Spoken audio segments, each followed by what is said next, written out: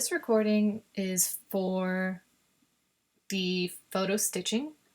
It's not super hard, but you do need to have access to Photoshop because this is more of a manual technique, and it's a really subtle manipulation that allows you to control your exposure when you want to have information from inside and outside of an interior space.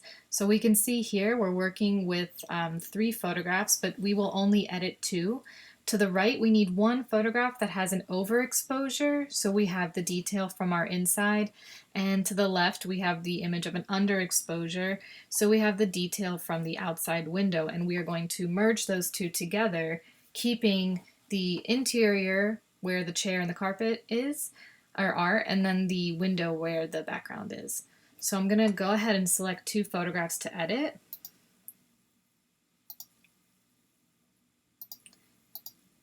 Maybe I'll use actually these ones since they're a little different.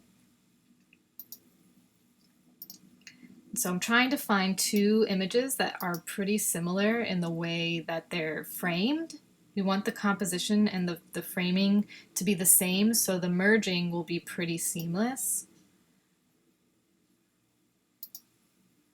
So maybe I'll use these 2 images actually. So we'll do this one.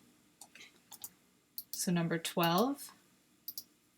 Nope, we want it to be this one. And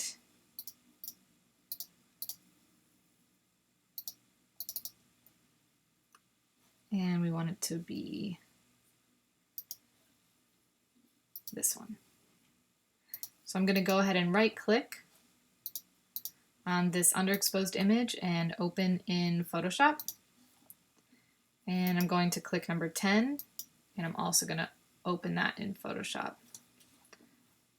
Oops, wrong one. Don't save. So that one's already open. Great. Let's go back to Lightroom. And then let's open this one in Photoshop. So all I'm clicking is right click in Lightroom on the image that I want. And then I'm going to pull out my image. So I'm going to pull out the exposure, and using the move tool on top on my toolbar, you see where that cute little turtle is, I'm going to select this particular layer on the background and drag it into this window. So now I have my underexposed image and my overexposed image, or my normally exposed image. I'm going to unlock the background and change my layer order so that my underexposed image is now underneath the image that I want to keep. And then I'm going to make a quick selection on my layer 0. So what I'm bouncing back and forth between is my layer 0 and my layer 1 in my layers panel. Using the rectangular marquee selection tool, I'm going to select the window. This will be more complicated because I have some blinds that are in this window. And so I tried to use the window that wasn't as complicated, but it's not a big deal. So I'm making a rectangular selection, and then to refine that selection, I want to take out anything like the leaves. I don't want to delete the leaves because what we're doing is deleting this part of the image. So the leaves I don't want to take out, and this part of the chair. Good. And then I'm going to go ahead and hit delete. And you can see that I need to move my background layer just a little bit. I got this neat view of the train going on back there. So I'm going to click on layer 1, and I want to make sure I'm on the move tool. And I also want to make sure in the top left corner that auto select is not selected, or else it'll just keep bouncing between the image I'm trying to change with the image I'm trying to move. And I'm going to drag it around.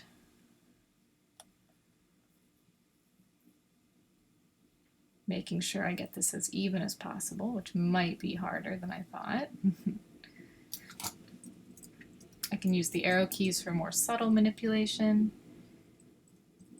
Good. So it's getting there. Looks pretty good to me right now. I have a nice little bit of my balcony happening here. I might just expand it a little bit. If I zoom out, I'm able to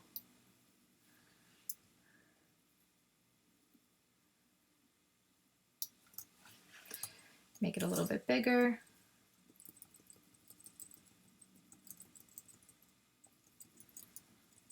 And the goal here is to try to match this up pretty perfectly.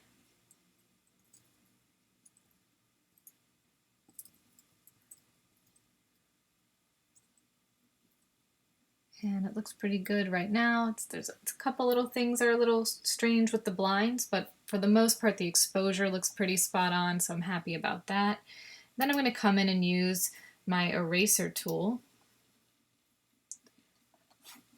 And while I'm on layer 0, I'm just going to gently drag. By holding the shift, I'll be able to make a straight line.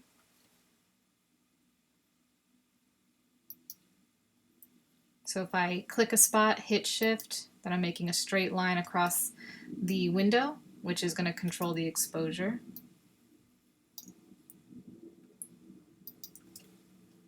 Go back up and down to make it seem as seamless as possible, even though we can tell there's a little bit of a blending issue happening, not huge, but we can see that there's a little inconsistency in the blinds. But if we zoom out, we can just see that we have a nice image of the background with the train moving and a well-lit image inside. So now I'm going to change the exposure. I can change the exposure on the layer 1. I'm going to go to curves, and I'm going to do this clipping layer right here, which is just going to clip it to layer 1, so it's only going to affect what we see in layer 1. So I'm going to bring up those shadows just a little bit, and I'm going to bring down the highlights. Looks good. Okay. Then I'm going to go to layer 0, and I'm going to add another curves layer because we're trying to make it look as believable as possible. And so I want to bring up the exposure just a little bit. So I'm going to make a spot in the middle and just move it up quite a bit. And you can see that that's only adjusting the inside of the room, not layer 1, just layer 0. So if I unclip it, you see how it affects the window. If I clip it, it's just affecting the inside of the room. And then we keep that nice red, orange, warm glow of the interior while we also see that nice white, blue glow of the exterior. So then I can also, if I'm happy with this, I can hit flatten layer. And then I would hit File, Save As. And then I'm just going to save it as window stitching.